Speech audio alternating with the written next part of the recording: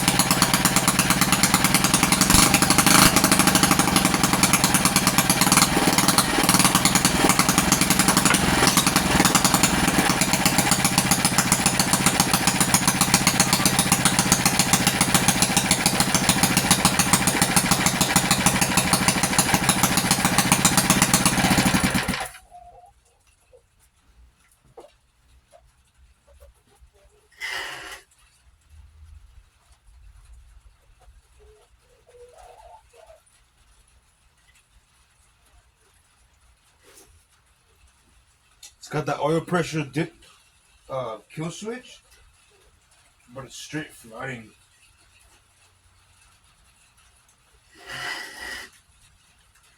There's water in that tank. I can smell it, and it's straight flooding because the needle seat is probably all dirty and shit. I have a fucking performance carburetor that I could probably slap on it that is brand new. I don't know if it's worth the hassle since it's hard to get that shaft on it, but pretty fucking good for the rainy day action here. Since we can't really weld on the T-Bird while it rains. It's supposed to be raining for like 2 days straight. So we might be stuck doing this project for now.